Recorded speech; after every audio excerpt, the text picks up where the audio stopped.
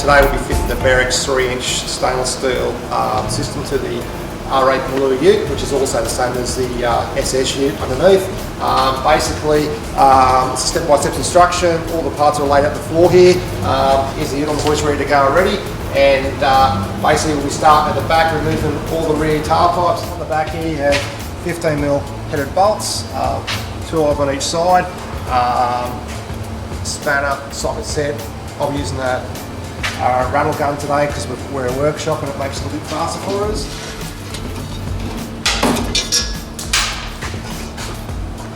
There's a cross brace in the centre of the vehicle here, has to be removed for installation of the system. Basically 15mm bolts again. Just undo those, under there, and just swing up out of the way. This makes it easy for installation later on.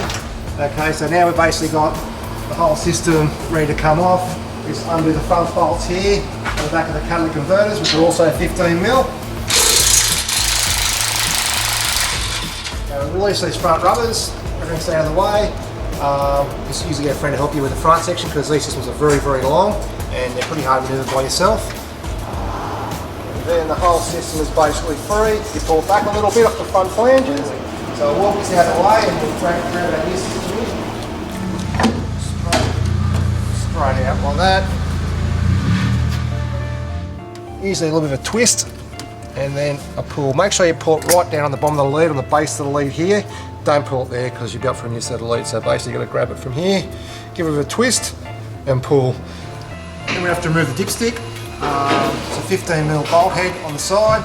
So just grab 15mm spanner. We're off it, or you just put it up there so you don't forget to put it back on. We've got all the leads removed, got the dipstick removed, so now basically what we'll do is we'll go ahead and start bolting the extractors off the car.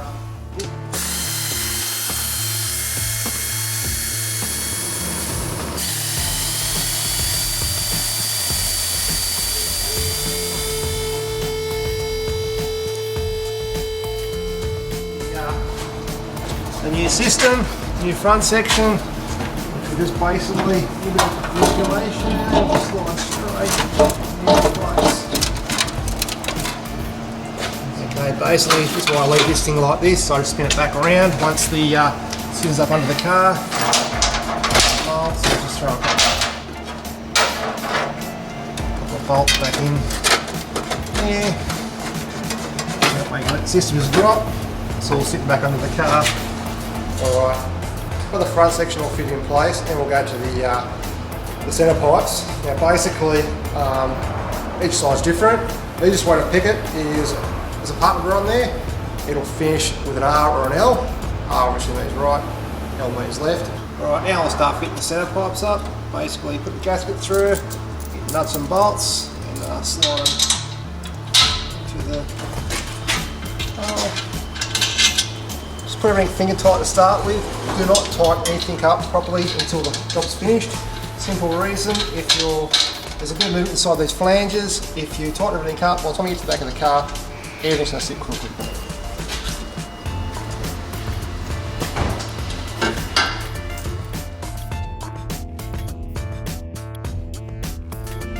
Alright, now we'll start fitting the XForce Varex rear muffler. They come with an adjustable bracket on the top. Take your muffler and slide it into position.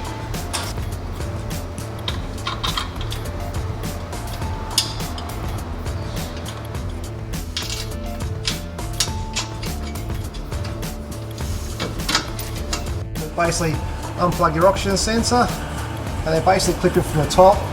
There's like a lever here, so you just basically flick the lever back, pull it out. Okay, it's the driver's side done. To remove these parts, you've got to undo the steering shaft, which isn't a big drama. It's just a 13mm bolt that actually comes in from the side here.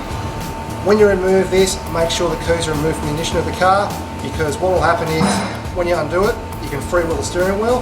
If the steering wheel goes out of phase, what will happen is you'll break the clock spring in the steering, which will make the airbag light go off and all your controls and your steering wheel won't work and you'll be off for all sorts of fun. So basically make sure your keys are in ignition, you won't have that grief. So okay, you grab the manifold out, slide it slightly forward and it'll come off the back of the exhaust system and slowly just lower it down to underneath the vehicle.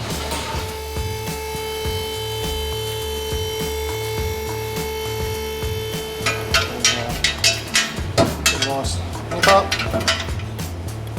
Just make sure it's tight, I don't have to lean it too hard, just make sure it's tight.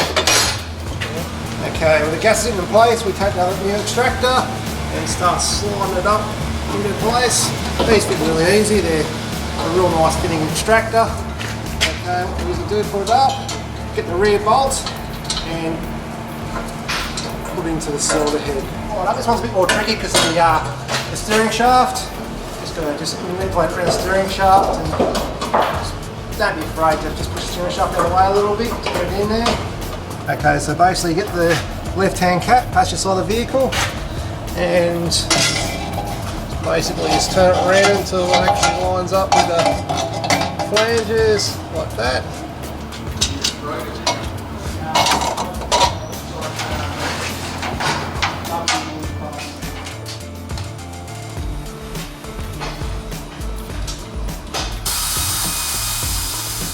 Now for the fun part of fitting the Varex up.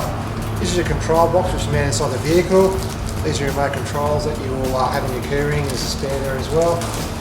And this is a wiring harness. Now the best way to do it is basically underneath the vehicle. We usually run it up through the battery hole vent on the Commodore Utes. Basically run the cable over the axle like that. Just make sure you run it away from the drive shaft, otherwise it'll run through. Plug in the two plugs gently like that. Just feed it up through this hole here on the floor where the breather is for the battery. Battery's above this somewhere. So basically we stick that up there, then we go up in the car and we'll pull it through from the top. Alright, for the last phase of our project, we plug into the Varex control box, open your glove box lid and cigarette lighter, turn the ignition on, that light should light up. When you press the button, the red light should come on. That's operating the Varex mufflers.